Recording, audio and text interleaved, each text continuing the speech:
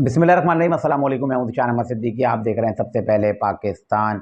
बानी पीटीआई इमरान खान साहब ने फाइनल कॉल दे दी। इसके अलावा बात करूंगा, बानी पीटीआई को बड़ी मदद की ऑफ़र आई है। वो बड़ी मदद की ऑफ़र किसने की है और इनसे इज़हार यकजहती और इनका साथ देने का ऐलान किसने किया है, मैं इस पर बात करूँगा। इसके अलावा बात करूँगा कि पाकिस्तान तहरीक इंसाफ के वकला एक मरतबा फिर से जो है राय फ़रार इख्तियार करने में कामयाब हो गए। पहले मैं आता हूँ बानी पीटीआई का जो 24 तारीख का जो नवंबर के फाइनल कॉल है, इस पर बात करता हूँ। अब बानी पीटीआई इमरान खान साहब की जानिब से 24 नवंबर को फाइनल कॉल दे दी गई है कि 24 नवंबर को तमाम लोग जो है, पूरा पाकिस्तान निकलेगा और निकल कर जो है, जो उनके 3 मुतालबात हैं उनको पूरे करवाएगा। और जब तक उनके वो 3 मुतालबात नहीं माने जाएंगे तब तक पूरा पाकिस्तान जो है इस्लामाबाद में ही मौजूद रहेगा।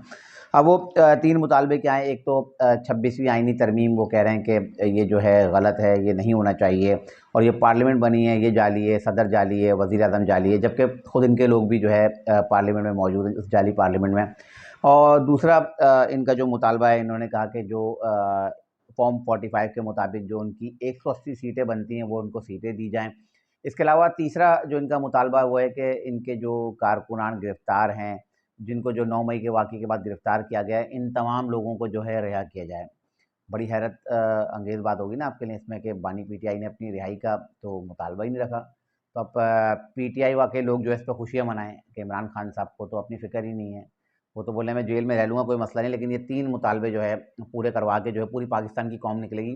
और हो सकता है बैरून मुल्क से भी कुछ लोग आ जाएँ, जो पाकिस्तान तहरीक इंसाफ से मोहब्बत करते हैं ना, तो वो लोग भी होता आ जाएँ इस्लामाबाद में धरना दें। तो शायद इस्लामाबाद में जगह कम पड़ जाए, शायद पिंडी भी इनको पूरा लेना पड़े। तो अब ये बानी पीटीआई की फाइनल कॉल है और ये फाइनल कॉल इस तरह से, जैसे अगर आपको याद होगा साइफर में, जब साइफर वाला मामला चल रहा था, जब इमरान खान ने कहा था मैं अगला जब जलसा हो ना उसमें ऐसा सरप्राइज़ दूंगा कि इनके चारों शाने चित हो जाएंगे। तो वो हर जलसे में ऐसा सरप्राइज़ होता था, तो कारकुनान बड़ी आस और उम्मीदें लगा के आते थे, लेकिन वो बड़े मायूस लौटते थे। तो अब ये एहतजाज की फाइनल कॉल भी ऐसी ही है कि जो सरप्राइज़ देने वाली थी, सरप्राइज़ दूंगा। तो अब जो इस सारा जो एहतजाजी अब जो मुज़ाहिरा होगा, जो इस्लामाबाद की तरफ चढ़ाई की जाएगी, इसको लीड करेंगी अलीमा खान, अली अमीन गंडापुर, उमर अय्यूब और इनके साथ कुछ लोग इसमें शामिल होंगे। अच्छा, अब इसमें मैंने अपने पिछले वीडियो में बताया था कि पाकिस्तान तहरीक इंसाफ में जो है फॉरवर्ड ब्लॉक जो है बन रहा है और ये वही फॉरवर्ड ब्लॉक है जो इस एहतजाज की जो है मुखालफत कर रहा है। बोले हमें क्या मिला? अगर हम बात करें तहरीक अदम एतमाद से लेके और कौमी असम्बली से इस्तीफ़े दे के 2 सूबों की असम्बलियाँ तहलील करना और उसके बाद खान साहब ने कितनी मरतबा अपने पाँव पे कुल्हाड़ी मारी, तो उन्होंने कहा हमें मिला क्या? इन एहतजाजों से मिला क्या? तब से हम एहतजाज कर रहे हैं, हमें एहतजाज से कोई फ़ायदा नहीं। तो वही मुंतखब एमएनएस, एमपीएस कुछ हैं, जो एक फॉरवर्ड ब्लॉक जो एक बनेगा, वो लोग इस चीज़ के खिलाफ हैं कि ये एहतजाज नहीं होना चाहिए। अब देखिएगा ये फॉरवर्ड ब्लॉक बहुत जल्द मंजरेआम पे आएगा। और अच्छा, खान साहब ने फिर उनको भी कहा ना कि जो टिकट होल्डर्स थे वो भी आएँ और अपने साथ लोगों को लेके आएँ। तो अब सितम ज़रीफ़ ही देखें बेचारे, जो मुंतखब हैं बेचारे, जो जीत गए वो लोग तो आ नहीं रहे, तो टिकट होल्डर्स बेचारे क्या आएँगे? जो टिकट जो जीत चुके हैं उनकी कोई नहीं सुन रहा, तो बेचारे टिकट होल्डर्स की कौन सुनेगा? तो अब अलीमा खान और अली अमीन गंडापुर जो इसको लीड करेंगे, और ये मैं आपको बता दूँ कि 24 नवंबर से पहले जो है इनको जो है गिरफ्तार किया जा सकता है, अलीमा खान को, अली अमीन गंडापुर को, क्योंकि अब रियासत ने फैसला कर लिया है। क्योंकि फ़ौज और रियासत एक पेज पे है, हुकूमत और फ़ौज एक पेज पर है। और ये फाइनल कॉल जितनी भी दिलें, और ये खान साहब की फाइनल कॉल है ना, ये मैं आपको बता रहा हूँ, ये खान साहब की फाइनल कॉल नहीं होगी। इसका दिसंबर में भी आएगी, जनवरी में भी आएगी, फरवरी में भी आएगी, मार्च में भी आएगी, जब तक के अंदर हर महीने फाइनल कॉल देते रहेंगे। और इनकी फाइनल कॉल हर दफ़े की तरह ठुस होगी। एक तो मैं आपको बता चुका था कल के ब्लॉग में, सर्दी इतनी है, ओस पड़ रही है, अगर इस्लामाबाद पहुंच भी जाते हैं चंद हज़ार लोग, तो वहाँ वॉशरूम का, खाने पीने का इंतज़ाम, रहने का इंतज़ाम किस तरह से करेंगे, किस तरह से मैनेज करेंगे? तो ये जो फाइनल कॉल है ये भी खान साहब की आप देख लीजिएगा, मुझे नहीं लगता कि ये कामयाब होगी। जिस तरह पिछले तमाम इनके एहतजाज की कॉल जो है नाकाम हुई है, मुझे तो लगता है बल्कि अब ये बदतरीन तौर पर ये नाकाम होगी, क्योंकि सर्दी में किसी ने आना नहीं है, किसी ने निकलना नहीं है, फॉरवर्ड ब्लॉक बन गया है। उमर अयूब जबकि दूसरे दावा कर रहे हैं ना कि हमारे लोगों को जो है तोड़ा जा रहा है, उनको डराया जा रहा है, उनसे राब्ते में, और उनसे कहा जा रहा है कि फॉरवर्ड ब्लॉक बनाओ। तो ये सब वही निशानियाँ हैं जो मैं आपको बता रहा हूँ ना। तो ये खबर थी, मैंने कहा बता दूँ आपको कि 24 नवंबर को जिन जिन लोगों ने तैयारी करनी है वो लोग जो अपनी तैयारियाँ कर लें, बोरिया बिस्तर बांध लें। क्योंकि जो लोग खान साहब से मोहब्बत करते हैं तो फिर उनका हक भी बनता है ना कि खान साहब के लिए जाके कुर्बानी दें। अपना बोरिया बिस्तर अभी से बांध लें, अगर जो जॉब करते हैं, नौकरियाँ करते हैं, वो छुट्टियों की दरख्वास्त अभी से दे दें। क्योंकि फाइनल कॉल है, और फाइनल कॉल तो खान साहब ने कहा है ना, जब तक ये 3 मुतालबात पूरे ना हो तो आपने आना नहीं, और ये मुतालबात पूरे अगले 5 साल तक पूरे होंगे नहीं, क्योंकि ये हुकूमत जो है अपने 5 साल की मुद्दत पूरी करेगी और जब तक ये हुकूमत खान साहब के मुतालबे पूरे होंगे नहीं, 26वीं आईनी तरमीम भी रिवर्स नहीं होगी, ना इनको 180 सीटें मिलेंगी और 9 मई के जो नामज़द मुल्ज़िमान हैं उनको तो सज़ा मिलेगी ना। आप ज़ाहिर से रियासत पे हमला कर रहे हो, फ़ौज पे हमला कर रहे हो। आपके घर पे अगर कोई हमला करेगा, आपके घर पे आके आपकी चादर और चारदीवारी के तकद्दुस को पामाल करेगा, तो क्या आप उसको छोड़ेंगे? तो फ़ौज एक इदारा है और फ़ौज तो उनके खिलाफ एक जो शवाहिद हैं उसी के मुताबिक कार्रवाई हो रही है ना उनके खिलाफ। ये थोड़ी कि उनको बेगुनाह पकड़ा हुआ है और ये मज़लूम बन के आ रहे हैं कि भाई हमारे साथ जो ज़ुल्म और ज़्यादती हो रही है। तो बहरहाल ये एहतजाज जो 24 नवंबर की कॉल है आखिरी भी नहीं होगी और ये नाकाम भी होगी। मैंने कहा आपको मैं ये खबर देता चलूँ।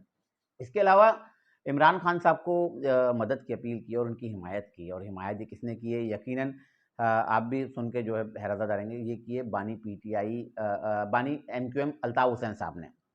बानी एमक्यूएम लंदन अल्ताफ़ हुसैन साहब ने जो है इमरान खान साहब की हिमायत कर दी और उन्होंने कहा कि 24 नवंबर की जो एहतजाज की कॉल है, जो धरने की कॉल है, जो ये इस्लामाबाद का घेराव करने आ रहा है, उसमें एमक्यूएम लंदन उनकी भरपूर हिमायत करती है। अच्छा, ये वही अल्ताफ़ हुसैन साहब हैं जिनके खिलाफ इमरान खान साहब शवाहिद लेके लंदन गए थे और कहा था ये एक दहशतगर्द जमात है और अल्ताफ़ हुसैन के लिए क्या-क्या इमरान खान साहब ने कहा वो आपको पता है और अल्ताफ़ हुसैन ने इमरान खान साहब के लिए क्या-क्या कहा वो आपको पता है। बहरहाल अब पीटीआई वाले समझदार हैं, उनको ये पता है कि हमने जो है इनकी हिमायत लेनी नहीं है क्योंकि बानी पीटीआई तो एक रियासत मुखालिफ उनका एक बयानिया है ना, पाकिस्तान मुखालिफ उनका बयानिया है। उनको पता है कि अल्ताफ़ हुसैन की मदद लेना ऐसा है जैसे टीटीपी की मदद लेना, बीएलए की मदद लेना। उन्होंने कहा अगर इमरान खान सॉरी अल्ताफ़ हुसैन साहब से अगर मदद लेनी है तो हम बीएलए और टीटीपी से नहीं ले लें।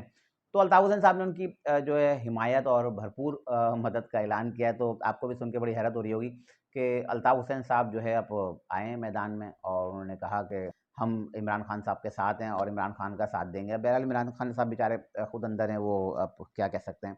अल्लाह पाक जो है दोनों लीडर्स को जो हिदायत दें और दोनों के दिल में अगर कोई पाकिस्तान के लिए और रियासत पाकिस्तान और हमारी फ़ौज के लिए जो बुग़्ज़ और नफ़रत है, अल्लाह पाक दोनों को हिदायत दें। हम सिर्फ़ दोनों के लिए दुआ ही कर सकते हैं।